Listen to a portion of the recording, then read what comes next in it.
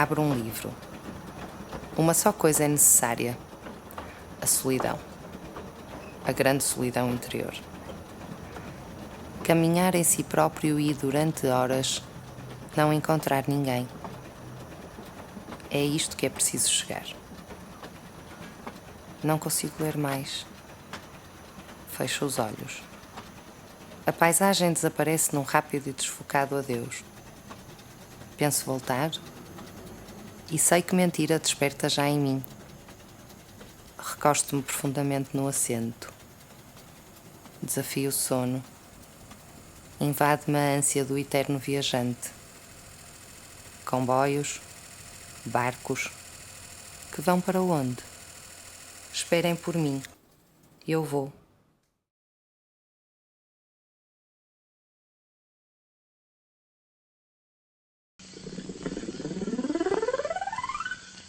Aos anos que sou leitor, já comecei a ser leitor muito pequenino e depois fui devorador.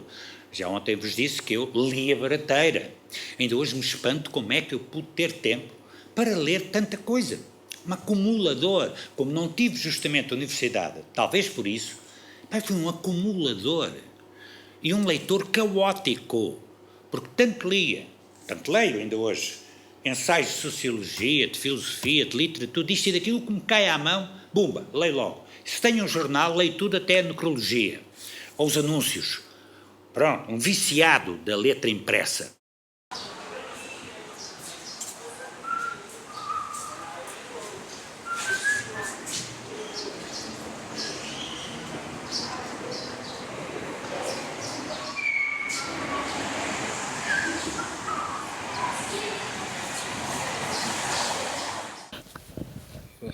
São sempre engraçadas. Houve uma altura em que andava bastante atrás delas.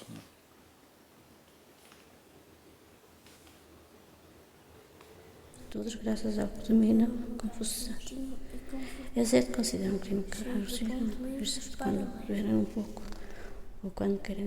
Havia ali uma livraria incrível, não é? Essa é que é pena não existir, porque ia gostar de conhecer o insólito daquilo, que era uma livraria, uma revista que havia aqui à beira do cinema Trindade, que era quase um cubículo, mas então aquilo tudo amontoado, eu detestava ir lá a ver livro, porque eu, ao contrário de algumas pessoas que adoram isso, porque estão à espera que esteja lá a primeira edição dos Lusíadas escondida debaixo daquilo tudo, não é?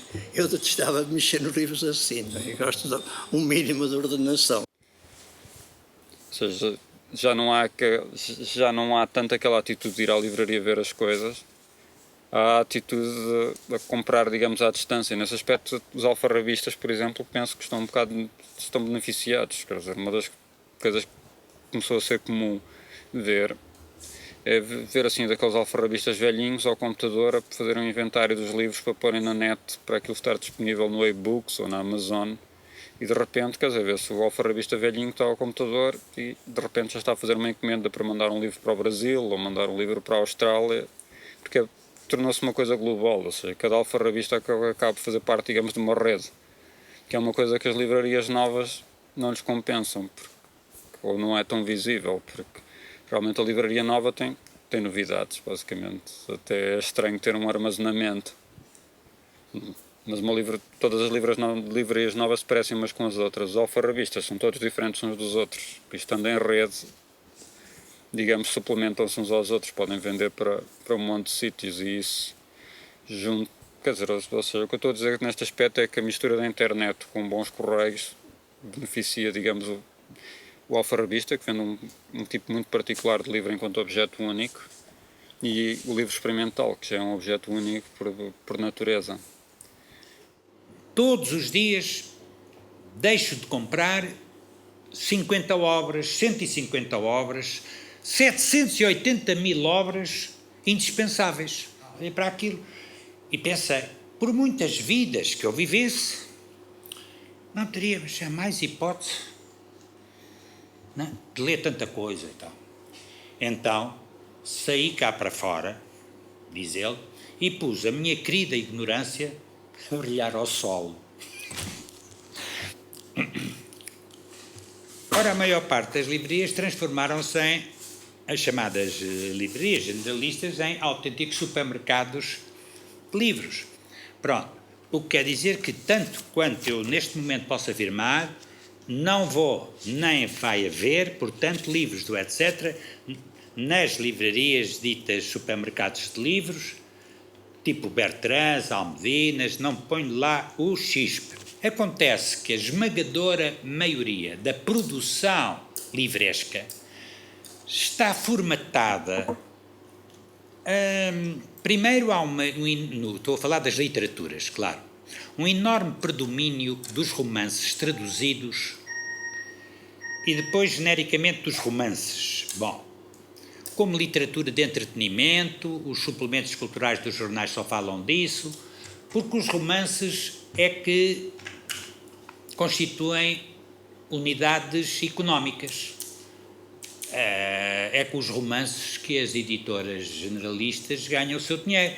É com os romances que as livrarias, as Margaridas Rebelos Pintos, isto e aquilo, são romances, pronto. Ora, eu há muito tempo que os únicos romances que eu ainda posso gostar são os romances que as pessoas possam ter umas com as outras. Agora, aqueles romances em que o senhor é engenheiro não sei quê, que é casado e fica com o olhinho na secretária, que por sua vez é divorciada, e depois anda a pôr os cornos à mulher e mais não sei quê, são historietas, romances que a mim não me interessam coisíssima nenhuma, nem na literatura, nem fora dela na vida. A livraria onde realmente o leitor se sentia bem, procurava, encontrava coisa, porque a livraria tinha um estoque de fundo, não é? Desapareceu. Aliás, estão a extinguir-se, que as livrarias, as chamadas livrarias ruas, estão a desaparecer. Acabou-se, estilou, como tudo na vida, estilou. Eu acho que, no ponto de vista do movimento interior que leva à feitura destas coisas, eu acho que ainda não estilou. E se as condições externas levavam-me agora, ultimamente, a ter de fechar a porta e dizer, pronto, já chega, agora enganado que fui roubado da maneira mais incrível, outra vez, pelo distribuidor, outra distribuidora, não sei o quê, digo, epá, já chega, acabou, já não tenho mais paciência para esta gente, acabou. Sentirei muito a falta das livrarias quando elas deixarem de existir ou quando ficarem reduzidas, como já estão reduzidas na maioria dos sítios, a apenas basicamente um expositor com as novidades. Os jornais, as revistas, não contribuem nem que se venda um livro do etc. O capital do etc. é um livro, é um capital de prestígio que tem sido dado. E voltamos agora sim aos alfarrabistas, em boa medida pelos alfarrabistas. Quando eles selecionam, digamos, certo tipo de livros que começaram a ter algum valor nesse outro mercado paralelo, algum valor, esse valor é um valor bibliográfico, ou seja, assenta numa realidade cultural e artística. Esse valor é dado porque aquele livro tem uma pequena tiragem, a capa é do Mário Cesarini, ou é de não sei quê, e isto não é uma aventura isolada, ele não fez um livro, é uma sucessão deles, e há anos, e então o livro é capitalizado, digamos assim, do ponto de vista do prestígio. A casa tem prestígio, pronto, ao mesmo tempo está falida. E para mim a ideia de editar um livro, e é isso que eu valorizo numa editora, não é simplesmente imprimi-lo, porque provavelmente se fosse para isso, exceto do ponto de vista financeiro, claro, não eram precisas editoras. Agora me lembro. É que ainda por cima, enquanto editor, chamei-me editor, eu então sou editor em inglês e faço editing. A saber, chega-me uma coisa às mãos e não é atar e pôr ao fumeiro. Não, senhor. E assim é que eu vou trabalhar, às vezes verso a verso, quando não palavra a palavra, com o autor. Ainda ontem o livro se fazia com tipos de chumbo, aço ou madeira, com tintas e óleos, com mãos e emoção. E que de tudo isto, misturado com um saber acumulado de séculos, saiam obras de beleza e deslumbramento que nada senão o homem podem criar. Apresentar o som como memória significa que ela corre no tempo sobre a forma de motor de cidade, ou seja, uma coisa com outra coisa. Escapava-se até à espelho. Neste grande auditório, já nos vossos olhos brilha uma só brutal luz. Repentinamente os vossos restos se dirigiam. Tudo o que se publica em Portugal vem para aqui um exemplar, seja livros, seja revistas, seja jornais. Porquê? Porque é uma arca da memória. E se interrompêssemos isto, perdia-se a memória. Pelo menos a memória neste sítio. E é bom que exista a memória, que a memória esteja distribuída, que não esteja só num sítio. Porque vamos supor, lagarto, cá há algum problema. Não é a primeira vez que acontecem problemas, infelicidades, tragédias nas bibliotecas. Num dos sítios da memória portuguesa. Tem de existir outro. Tem de existir... Não se pode perder a memória. O meu cuidado com o livro vem desde que me chega um original ao que eu vou buscar eu, estrangeiro e tal, vou escolher por isto ou por aquilo, como é que está traduzido ou deixa de estar, trabalhar o texto e tal, com todo o cuidado, Ou seja, também me importa e de que maneira a maneira como o livro é vendido, e a quem e como, para estar tudo certo. Gosto de ter alguém que saiba definir um critério, um fio condutor, etc., e que torne aquilo num livro. Outra das vertentes aqui do etc., que é a seguinte: como não gosto das coisas compartimentadas, poeta é poeta, não faz mais nada. Pintor é pintor, não percebe nada de música. Música é músico, não risca. Não senhor, aqui isto chama-se etc., também por causa disso, não há compartimentações. Assim é que pouca gente sabe que o Sr. Berlioz, o da Sinfonia Fantástica, escreveu uma novela de ficção científica futurista. Sim senhor, está aqui. Eufonia. Berlioz. Ou A Cidade Musical, novela do futuro. Berlioz. Bom, mas toda a gente conhece o Delanier Rousseau, o pintor naïve. Mas é que ele escreveu uma peça de teatro, pelo menos uma. Sim. Chama-se A Vingança de uma Órfã Russa. Tem um título lindo. A Vingança de uma Órfã Russa. De quem? Do Sr. Delanier Rousseau. Está aqui. Henri Rousseau, dito Le Douanier. A Vingança de uma Órfã Russa. Então, e o Picasso? Escreveu teatro. Sim, publiquei O Desejo Agarrado pelo Rabo e As Quatro Meninas, 2 peças de teatro. E um poema longo que se chama O Enterro do Conde de Orgaz. Está aqui, Sr. Pablo Picasso. O Enterro do Conde de Orgaz. Pronto. Neste grande auditório, já nos vossos olhos brilha uma só brutal luz. Repentinamente os vossos restos se dirigiam para mim e o vosso amado ouvido me aplaudiam. Delícia. Vejo-os embriagados pelo néctar dos deuses coléricos, misturado com o fim.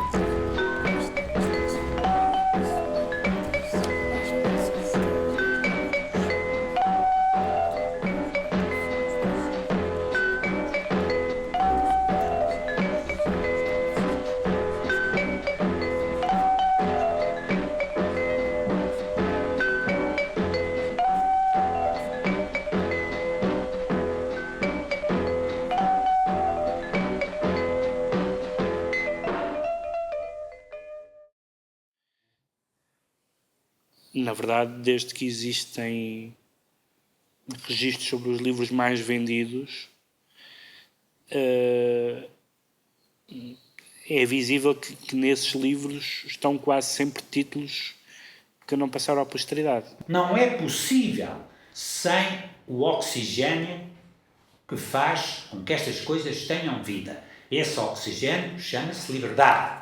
E essa liberdade é aquela que não pode estar sequer sujeita à ditadura dos mercados, do papel, da indústria, do público. Ai de mim se estivesse a publicar um livro a pensar, não, isto é para este público que gosta muito ou pode eventualmente gostar muito. Aí, diga a mesma coisa que Pacheco, o público se foda. Desculpe, pá. Claro. Até mas não peça ao público. Não sei o que seja, é abstrato. Não sei o que seja. Só sei o que são pessoas. E como é que elas se chamam. Quando ele vende a asa ao famigerado Grupo Leia, porque famigerado aqui tem um sentido pejorativo e está correto. Famigerado Grupo Leia.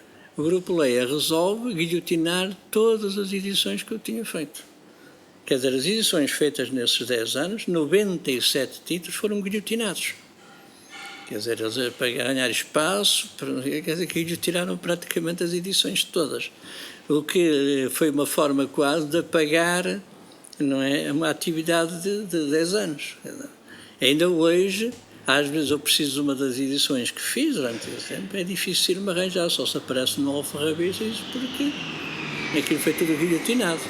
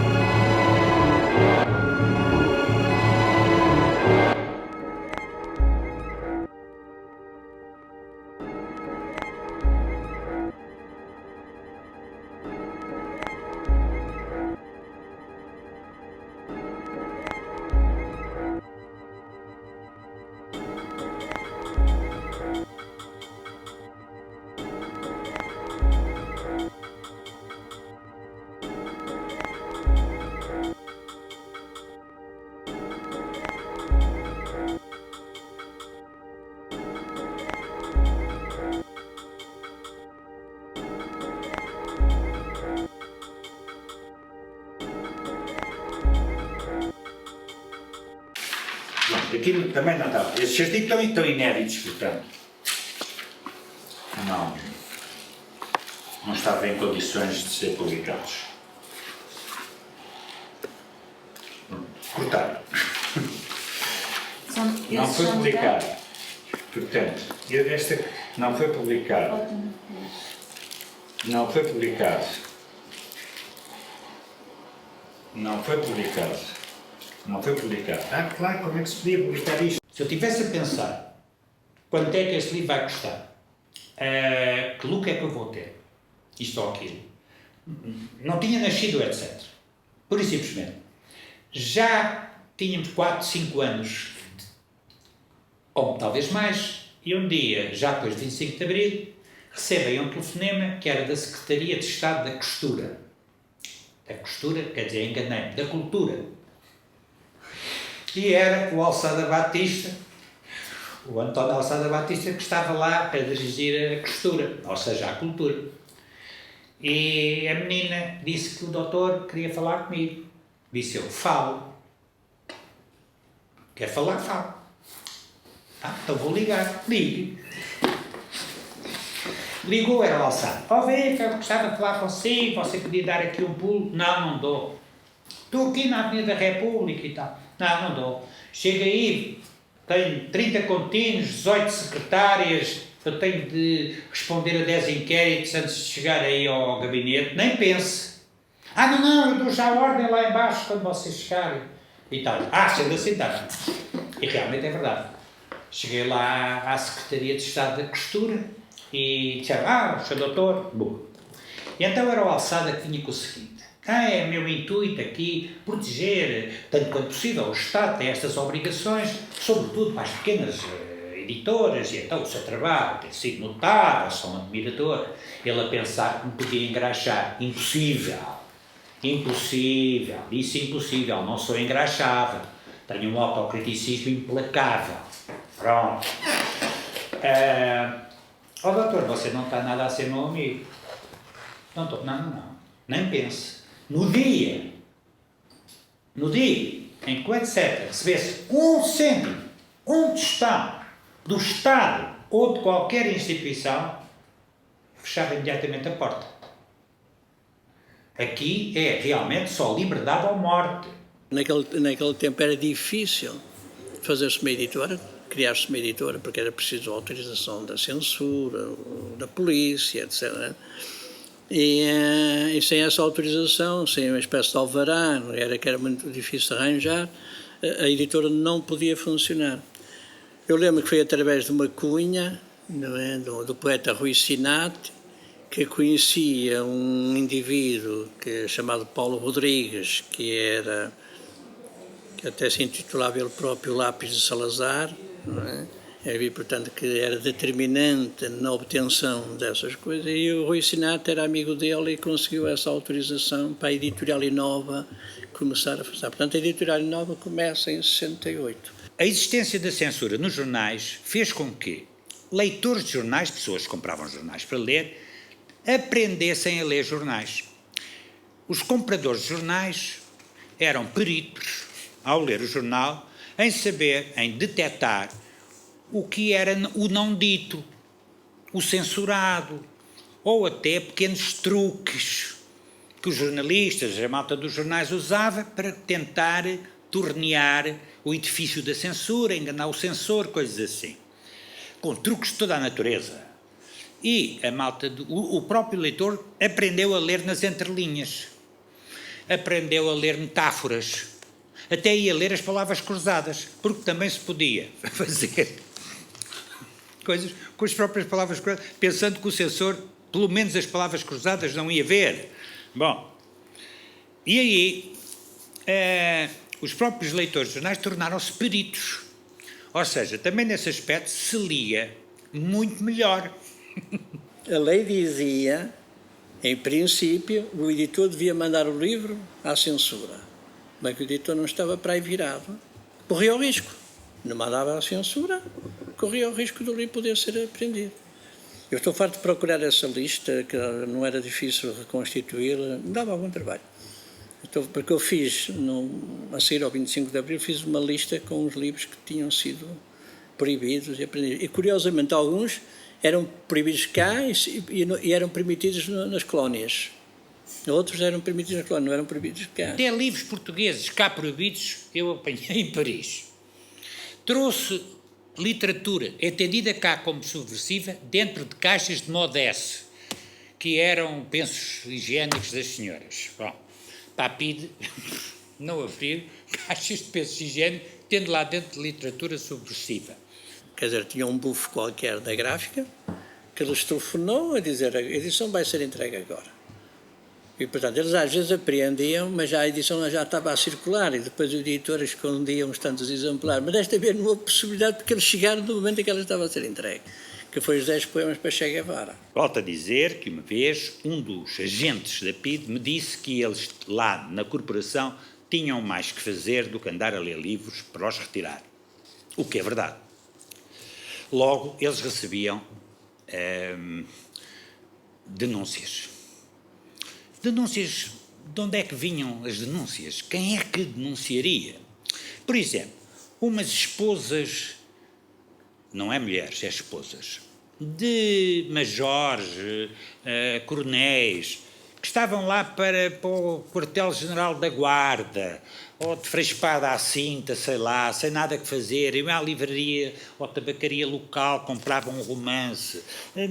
A páginas tantas do romance havia uma descrição erótica, e essas senhoras eram tão bentas, e aquilo chocava-as, uma descrição erótica. Então diziam aos maridos, já parece impossível como se publicam estas coisas, olha para isto. Que era o seguinte, quando o censor de todo em todo não percebia muito bem o que era determinada obra, pelo sim, pelo não, cortava ou mandava apreender. Na dúvida, mandava apreender. Bom, e é por isso. Há N casos de total absurdez. Assim é que, certo que se criou a prática generalizada da apreensão de livros, criou-se, digamos assim, chamemos-lhe um mercado paralelo. Certos livreiros, certas livrarias, avisados pelo editor, tratavam de pôr a bom recato certo tipo de obras. Os chamados livros que ficavam debaixo do balcão. Pronto. E que tinham o seu público. Agora, tinha de haver confiança. Porque, vamos supor que eu era um elemento da PIDE disfarçado e que ia, por exemplo, à livraria barata ali da Avenida de Roma, dizer, ouvi dizer que há aí um livro assim assado e tal, se o senhor pudesse arranjar, armado em camarada. Se o livreiro fosse tolo, imbecil, ia logo tirar debaixo do balcão assim uma pessoa que se apresentava. Não, podia ser um agente infiltrado. E eles bem tentavam. Agentes infiltrados, claro que sim. Chegava a um armazém onde havia 30 ou 40 mil livros embrulhados. Eles não tinham assim grande energia para começar a desembrulhar aquilo tudo. Não é? Felizmente. Porque nós o que é que fazíamos? Embrulhávamos e misturávamos com outros, não punhamos por fora o que é que estava. E às vezes chegávamos, já estávamos a contar, que mais um dia menos chegava, e tínhamos uns tantos à vista. Ora, certos livros que eu ia publicar já só punham no tal armazém da editora, suponhamos, 100 títulos, 100 exemplares. E os outros, feita a prospeção nas livrarias, eram entregues nas livrarias e o remanescente ia para um segundo armazém. A isto eu chamava armazém para PIDE ver, era o que estava nas traseiras da editora. E eu tinha um outro, armazém para PIDE não ver. E não viu. Mas aqui em Lisboa sabia-se quais eram aquelas livrarias mais ou menos seguras, digamos assim, de passar livros por baixo do balcão. Livrarias seguras, quer dizer, com livreiros que tinham plena consciência daquela coisa e sabiam muito bem como lidar com a sua clientela. Bom, logo, esses livros proibidos pela PIDE, nomeadamente isso, sobretudo pela PIDE, acabavam por ter uma difusão muito maior. Logo, tinham uma eficácia junto da leitura muito maior. Pronto. Porque a editora nova acaba porque grande parte, entre 50% a 60% da atividade da editora nova era para a África.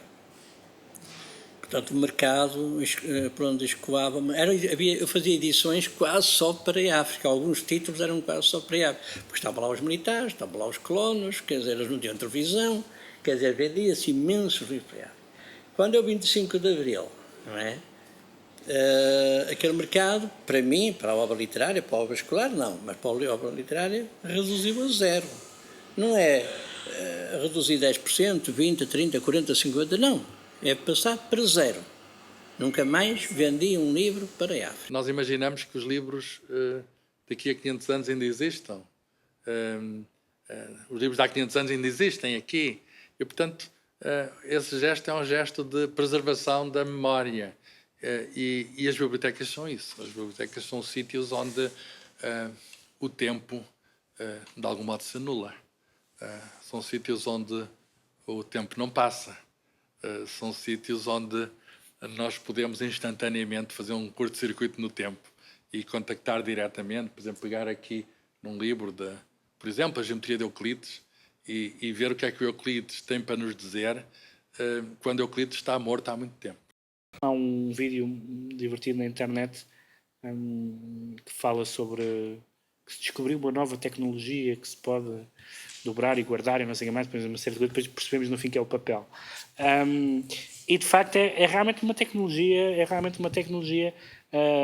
fantástica, e eu acho que tender-se a tornar um objeto de culto, um objeto minoritário. E há os fluxos e refluxos. Por exemplo, eu há não sei quantos anos, há 15 anos, desfiz-me dos meus vinis todos achando, pronto, morreu. Essa tecnologia acabou. Para já não acredito nada que o livro desapareça em benefício desse objeto que serve para ler. Mas também é natural que eu não acredite, quer dizer, pertenço a uma geração que não tem nada a ver com isso, sou a geração do papel, não é? Portanto, o livro para mim é em papel. Por outro lado, eu como editor não tenho nada que me preocupar com isso, porque as minhas edições, esses objetos nunca as vão fazer. Está a ver, não sei se conhece, por exemplo, uma edição que eu fiz recentemente, do Pousão ou dos quadros portuenses. Essas edições, não é possível dá-las naqueles objetos. Portanto, o meu tipo de trabalho como editor não é nada afetado por isso. Porque na medida em que a minha edição, na maior parte das vezes, é um objeto, que é um livro objeto, um livro de arte, portanto, não é? Isso, essas máquinas não servem para dar um livro corrente à pessoa ler ali. Mas por outro lado, quer dizer, há uma espécie de... Essa nostalgia pelo livro antigo também vem pelo facto de ela poder ser suportada na reprodução. Ou seja, neste momento um livro sobre livros tem realmente... Pode reproduzir esses picos de acidez, pode reproduzir a textura do papel, o facto da encadernação estar um bocado mais broada, e tudo isso dá literalmente textura ao livro, dá uma antiguidade, dá uma autoridade que um livro novo não tem. Dá-lhe uma materialidade que, sei lá, é quase semelhante ao do vinho do Porto, é uma coisa, uma aura, no sentido literal, uma coisa que parecia quase impossível um livro ter, mas essa aura, ironicamente, é suportada pelo facto de poder ser registada, de poder ser transmitida.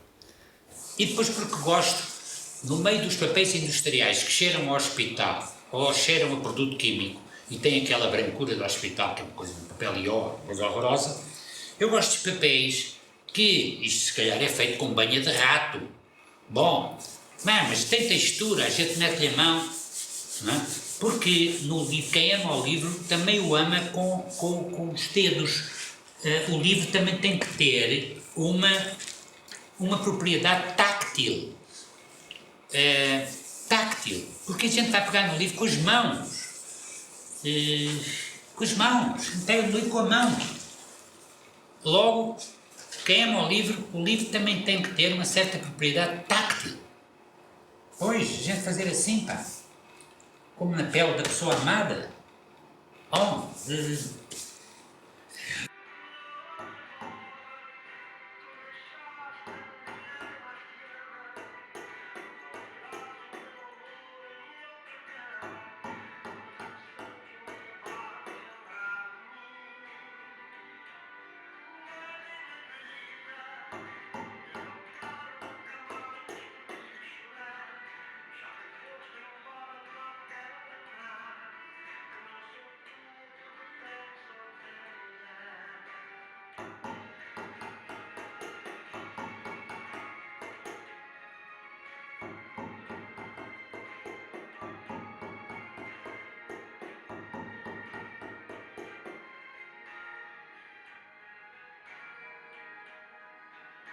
Encontrar uma bruxa para mim, alguém nunca mais sofreramente improvisar, pensou Leonardo.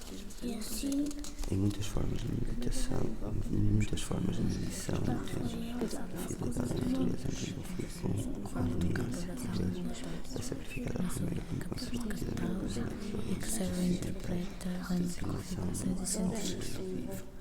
Representar o som como uma onda significa que ela ocorre no tempo sobre a forma de uma cidade, seja uma coisa correta. escapava-se até à espiga. Já neste grande auditório, já nos vossos olhos brilha uma só brutal luz.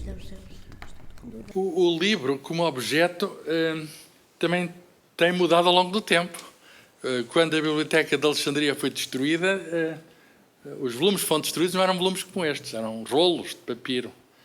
E os volumes que existiam nos mosteiros medievais, nos escritórios dos scriptorium, em latim, dos monges que, de algum modo, trouxeram os livros da Antiguidade até aos nossos dias, se não fosse a escrita deles, digamos, as cópias que eles fizeram não teria chegado, não teríamos conseguido trazer a cultura antiga até nós, também não eram bem como este livro. Eram livros feitos em pele de animais e pesados e agarrados por correntes, digamos, para não saírem dali.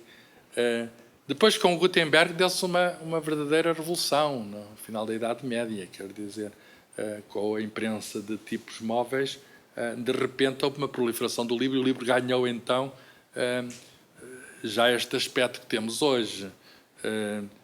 Digamos, este volume. Começaram a aparecer muitos volumes como este a partir dos processos de impressão que o Gutenberg permitiu. Por exemplo, pegar numa primeira edição, por exemplo, o Sá Carneiro, ou do Pessoa, ou Teixeira Pascoais, o que é que tem que ver aquilo com ler aquele livro naquela máquina? E agora é fácil ter isso tudo no computador. O resultado final é que, sei lá, podes ter uma casa mais livre, por exemplo, mas por outro lado também paradoxalmente dá um interesse a este tipo de livros. Mas dá um interesse a este tipo de livros por uma coisa que não os tornava interessante na época, que é o facto de serem coisas mesmo. Ou seja, não me dou grande futuro. Eu que estou falido, esta merda está falida. Eu que não dou grande futuro a essas grandes organizações produtoras de livro industrial e tal. Por aí não vejo futuro nenhum para o livro e estou-me cagando se o livro em papel desaparecer. Não faz falta nenhuma, no meu entender, porque o que faz falta e mais falta irá fazer são aventuras desta natureza. Eu acho que vai haver sempre maneira de preservar digitalmente, digamos, a memória humana. Isto é uma espécie de uma extensão do cérebro, não é? As bibliotecas são extensões do cérebro. E é uma extensão que veio para ficar. Nesse aspecto, quer dizer, e vendo a história, o livro pode ser uma coisa muito diferente do que é. Tipo, o formato de livro atual deste género é uma coisa também relativamente recente, quer dizer, tem para aí 2000 anos. E está dependendo de muitas outras coisas, de haver uma coisa que é o papel, de haver encadernadores, de haver imprensa, tudo isso dá origem ao livro. E todo ele está sempre a ser alvo, digamos, de uma luta constante. As pessoas lutam não só pela possibilidade de publicar um livro, mas também pela possibilidade de dizer qual é o tipo de livro que uma sociedade tem. O Molinaghi, neste livro, está a tentar dizer que tipo de livro seria bom na sociedade ideal dele. O Herbert Spencer, a mesma coisa. Se vocês forem para tipos portugueses, lá como o Meli Castro, por exemplo, o Meli Castro tinha uma tendência para publicar livros às fichinhas. Tipo, os livros dele eram caixinhas ou envelopes com folhinhas dentro. Não vinham encadernados. E a encadernação para ele era, digamos, era uma coisa política, se quiserem. Ou seja, dava liberdade ao leitor de ler o livro como quisesse. Era um livro que recusava ser uma autoridade. Recusava dizer ao leitor mesmo a própria ordem das páginas. E morcegos, mas tenho um carinho especial por gatos pretos. Se eu encontrar uma bruxa para mim, alguém nunca mais sofrerá nem solidão, nem solidão. E assim, em muitas formas de meditação, em muitas formas de medição, fidelidade à natureza,